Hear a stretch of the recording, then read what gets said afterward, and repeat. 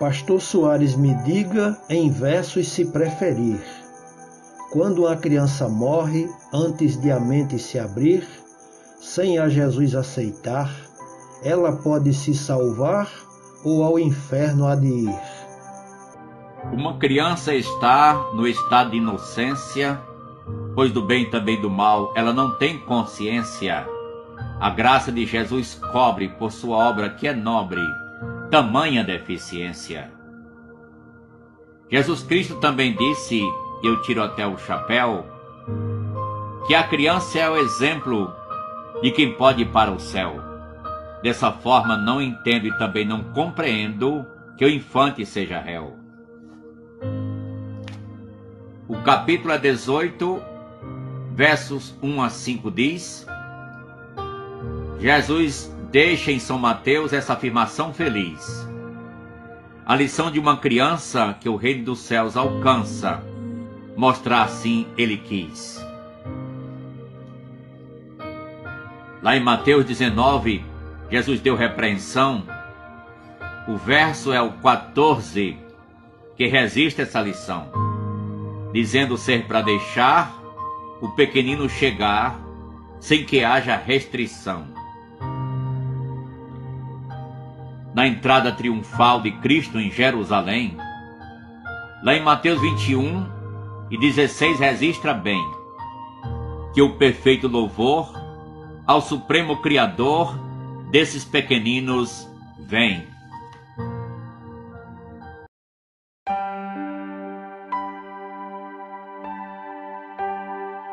No dilúvio universal, as criancinhas morreram. Algumas delas no ventre em mães que não conceberam, outras em vão a clamar. Como é que irão se salvar, já que seus pais se perderam? No Salmo 87, vejo um epígrafe lá, como também tem em outros, que no cabeçalho está, falando ali de quem é e mostra homens de fé, e diz os filhos de Corá. Corá foi um homem ímpio que uma rebelião fez. Junto a Dotã e Abirão, decidiram certa vez, como importunação, falar com Moisés e Arão. Veja a astúcia dos três. Foram apressadamente a Moisés e a Arão, dizendo que Deus falava também à congregação. Foi um alerta e aviso, dizendo não ser preciso deles a intervenção. O caso se complicou e Deus não deu aprovação aos três homens, Corá, Adotã e Abirão, que em instantes desceram e vivos desapareceram, sepultados em um porão. A terra ali se abriu, tragando aquela gente, junto com suas famílias, cada um impenitente. Vivo o abismo desceu e por sua vez sofreu castigo severo e quente. É lá no livro de Números que essa história está. O capítulo é 16, relato completo dá. Um fenômeno no deserto que assustou quem estava perto e depois quem passou por lá. Agora vem lá nos Salmos, como registrado está, os músicos como salmistas são os filhos de Corá. Grande lição aqui vem, e nos fala muito bem da bondade que em Deus há. Eles não participaram dessa atitude falaz, por isso no julgamento a diferença Deus faz. Em meio àquela gente, poupou a cada inocente, concedendo vida e paz. Assim não posso falar que toda a criançada do tempo diluviano, por Deus lá foi condenada.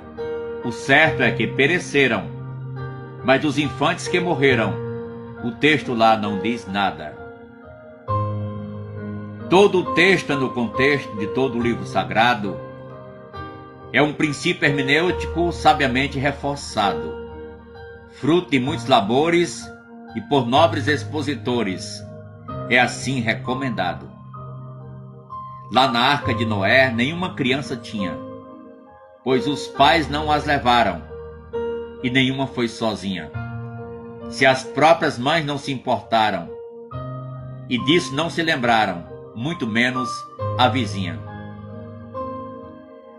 A situação em Nínive foi mesmo inusitada. Jonas, questionando a Deus, faz uma pergunta ousada. Por que a grande cidade não viu a calamidade e de repente foi poupada? Deus diz, você teve pena da rameira que morreu? E de 120.000, por que não teria eu, essas crianças livrado e o mal não ter enviado desse julgamento meu? A cidade arrependida foi poupada totalmente. Está lá no livro de Jonas, muito claro e transparente. É uma demonstração da tamanha salvação que Deus quer para toda a gente. Uma criança não tem noção de se arrepender, mesmo sendo pecadora, herdando desde nascer. Mas isso não é igual ao que pratica o mal, sendo errado por querer.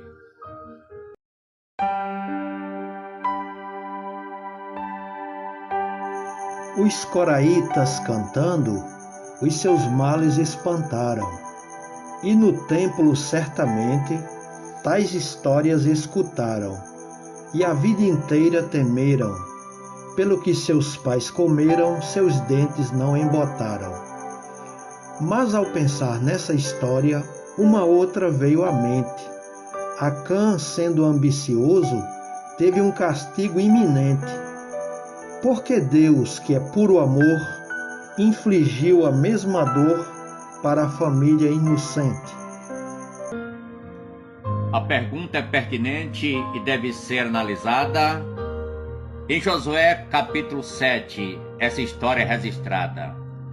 Fui lá, olhar de repente para ver se tinha inocente e não encontrei foi nada. Mas se esse não é o caso, deu para me entender. Como é que os demais pagaram por algo sem merecer? Mas a resposta está dada na cena apresentada, antes desta acontecer. Muitos soldados morreram na investida que deram contra a cidade de Ai e conquistá-la não puderam. Voltando em disparada, morrendo muitos na estrada, pagando o que não fizeram. O pecado afetou toda a coletividade. Quando Josué orou, Deus lhe mostrou a verdade. Tem pecado no arraial. Isso trouxe grande mal e a derrota na cidade.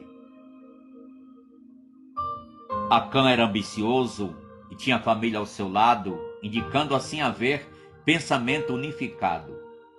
Quando o julgamento veio, quem estava ali no meio foi gravemente afetado. Com o pecado da ganância, o mal ele cometeu, quebrando a regra sagrada que ao seu povo Deus deu. Por isso a família inteira, em consequência ligeira, com ele também morreu. Em Josué capítulo 7, essa história tem lugar. Deus lá mostrou o problema e também como consertar, mostrando assim então o mal e a solução para o seu povo ensinar.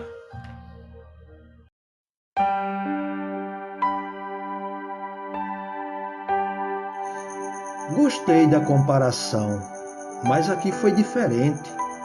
Acã cobiçou o tesouro e agiu indevidamente. Por razões particulares, além dos familiares, morreu mais gente inocente. Josué mandou soldados, uns 3.000, para observar a terra de Ai, porém, depois veio a lamentar. 36 foram abatidos pelos erros cometidos por Acã. Como explicar? Diz a Bíblia que o filho pelo pai não pagará, pois ele livra o inocente e ao culpado punirá.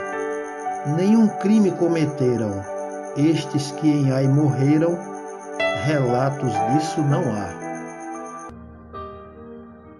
Relatos disso não há, mas não que Deus esqueceu, pois o tempo era de guerra e instruções ele deu. A cidade conquistada seria subordinada ao total domínio seu. Jericó foi a cidade primeira a ser conquistada lá na terra prometida e seria consagrada. Segundo a lei que existia, ela a Deus pertenceria, sem que alguém tirasse nada. Em Josué capítulo 6, o verso 17 diz, também no verso 18, que para o povo ser feliz, teria que se lembrar e essa santa lei guardar, pois foi assim que Deus quis. Nada assim tomariam, segundo a instrução dada. A palavra que ali há foi muito bem colocada. Em hebraico é Sherem, e representa muito bem que a Deus foi destinada. A Deus sim foi consagrada, mas para destruição. Não poderiam errar, foi dito de antemão, pois consequências viriam, e todos ali teriam tamanha decepção. Se as primícias forem santas, toda massa então será, e a raiz também sendo, o ramo acompanhará. O verso 16 diz, deixar claro, Paulo quis, e Romanos 11 está. Aquilo que para Deus tinha sido consagrado, Acã foi lá e furtou, por isso foi conturbado. Com quem a ele pertencia, foi morto naquele dia, apedrejado e queimado. Muitos conhecem o ditado que em nosso meio tem, é comum dizer, fulano bagunçou com o Xerém. E foi isso que Acã fez, mas pagou por sua vez, e muitos outros também. Veja que aí estava em jogo o futuro de uma nação que da terra prometida fazia inauguração. Por isso algumas medidas, ceifando até muitas vidas, tem aqui a explicação. Dessa nação foi que veio o Salvador prometido, e para que o plano eterno não fosse interrompido, Deus puniu as ameaças com castigos e até desgraças em meio ao povo escolhido. Dei assim essa resposta ao que me foi perguntado acerca do pessoal que ali não foi poupado. O contexto requeria muito rigor e valentia, mas Deus foi glorificado.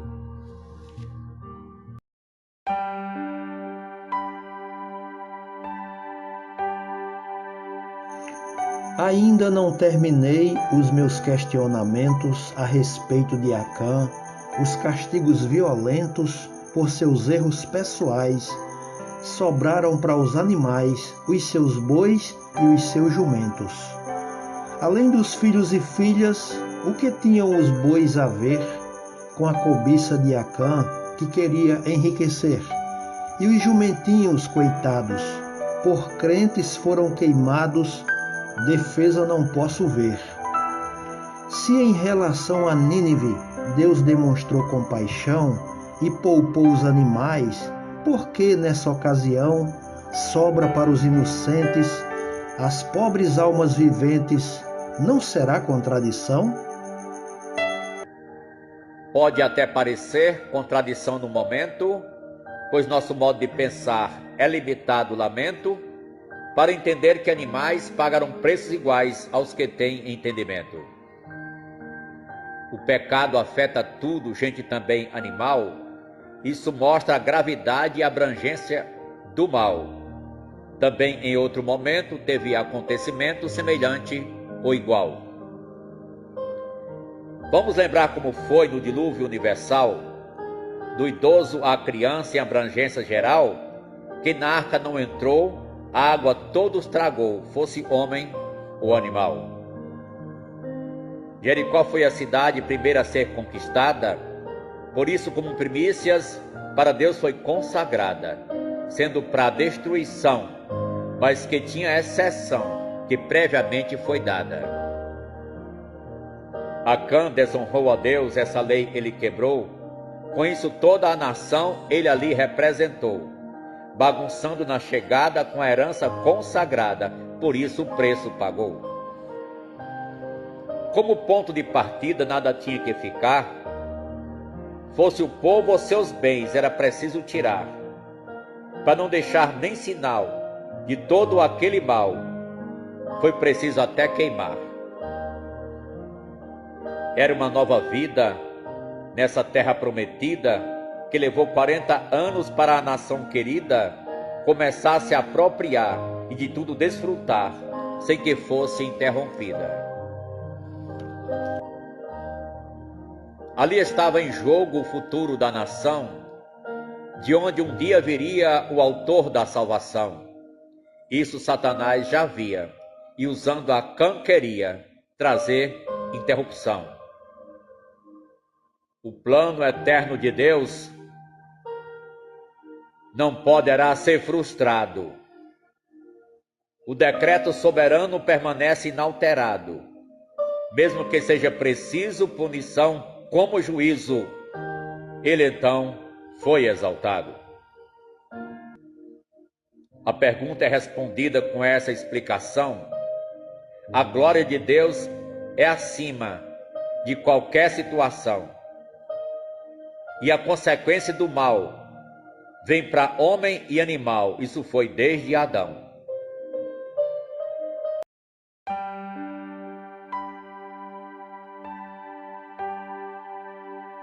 Sei que a conversa está boa, mas precisa terminar.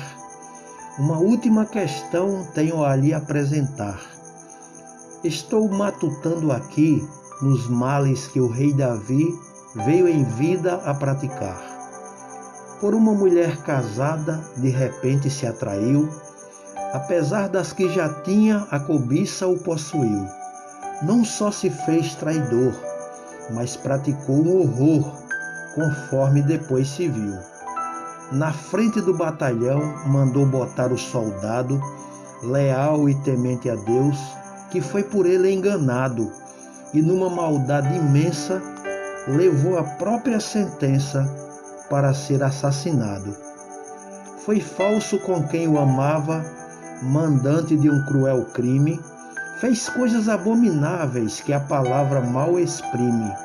Com a viúva se casou, o seu harém aumentou, mas Deus depois o redime.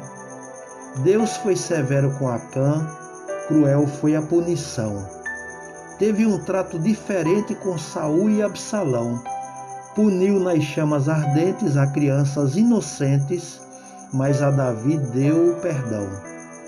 Mas como se não bastasse, algo terrível se deu, pois da mácula conjugal bela criança nasceu, da ex-esposa de Urias, que durante 7 dias cruéis dores padeceu. Com uma espécie de tumor, muito sofreu a criança. O rei Davi e a esposa tiveram em Deus confiança. Davi até jejuou, porém Deus não a salvou, findou-se toda esperança. Segundo disse o profeta, foi por castigo divino. Davi, além do adultério, tornou-se um vil assassino. Porém não foi castigado como Acã, que foi queimado. Quem pagou foi o menino. Nem vou falar nas cidades que então foram sitiadas. Por Davi e outros reis, pessoas foram esmagadas, a multidões dominaram, criancinhas deceparam, riquezas foram tomadas. Friamente analisado, o quadro é perturbador. Crimes em nome de um Deus que é justo e cheio de amor. Será que os seres humanos não mesclaram seus enganos com o assim diz o Senhor? Como assim diz o Senhor? Frase não equivocada. Tratando-se de campanha militar realizada, Deus tinha determinado que ninguém fosse poupado além da exceção dada. Ao avançar o progresso nas conquistas de Davi, Era plano do Eterno selecionar para si um povo peculiar, de onde iria chegar Jesus Cristo a nós aqui. Teve grande diferença entre Davi e Acã. Um foi guerreiro avarento, que da cobiça era fã, mas o outro, o rei Davi, lá na Bíblia, lendo eu vi, buscou Deus pela manhã. Ao dizer pela manhã, não é a hora do dia, mas logo que a desgraça na vida ele sentia, pois Natã o advertindo, nele a ficha ia caindo, e assim se redimia. Pecado não confessado traz barreira permanente, uma ruptura imensa na vida de alguém que é crente. Se não for logo tratado, terá trágico resultado, até para um inocente. Com todas as suas falhas e pecado, digo então, Davi era para Deus segundo o seu coração. Foi ele quem o escolheu, e a incumbência lhe deu sobre aquela nação. Em Atos capítulo 13, 22 e 23, entre Davi e Jesus, ligação São Paulo fez. E diz que humanamente Jesus era descendente desse rei por sua vez. Deus agiu com transparência para com a humanidade, não deixou nada escondido, mas disse toda a verdade. Ninguém ficou enganado, e sim foi conscientizado da sua graça e bondade. Foram muitas as investidas do inimigo sagaz, tentando impedir os planos que em seus decretos Deus faz. Mas Deus por Davi lutou, e o opositor recuou, dando passos para trás.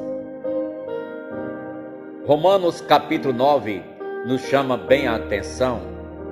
Verso 14 a 18 fala-nos da compaixão, que Deus pode assim usar na maneira de tratar segundo o seu coração.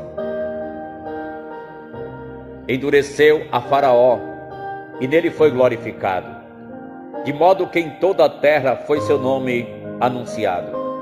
Usando o expediente da situação vigente, Deus assim foi exaltado.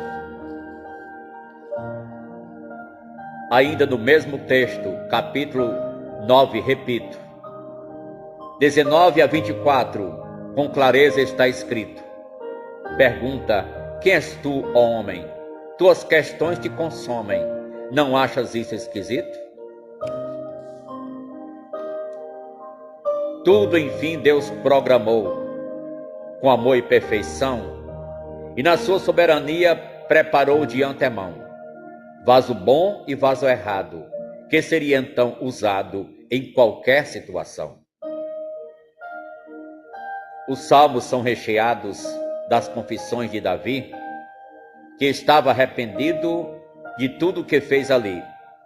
31 e 32, 55 depois, na leitura eu entendi. Segundo Samuel 11, lendo iremos encontrar que lá no capítulo 12, Natã o vai confrontar, e Davi de coração aceitou a correção, e Deus quis o perdoar. Isso não significa que não tem nada de errado, pois consequências vieram e o casal foi afetado. Morreu a pobre criança e a frustração da esperança veio como resultado. O pecado é perdoado, mas consequências ele tem. Isso foi com o rei Davi e foi com outros também. Deus pôde o perdoar, mas não o deixou levantar o templo em Jerusalém. Primeiro livro de Crônicas, versículos 2 e 3. Lá Davi se põe em pé, dizendo por sua vez, que quis o templo levantar, mas Deus não veio aprovar pelas guerras que ele fez. Sabemos que são períodos que vêm na vida da gente. Cada um faz uma coisa temporária ou permanente. Mas para Davi, com a mão manchada, levantar para Deus morada, não foi isso conveniente.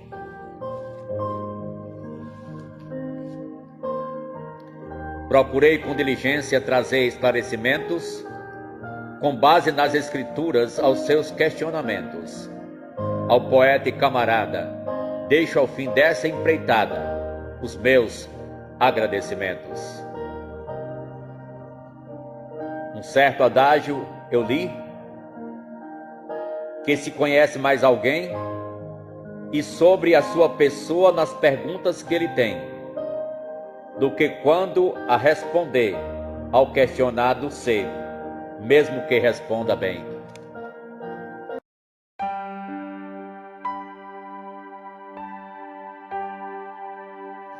Gostei do modo educado como ocorreu a peleja. O Senhor é bom na prosa e também quando verseja. Explanou sem amargura o que diz a Escritura e a doutrina da Igreja.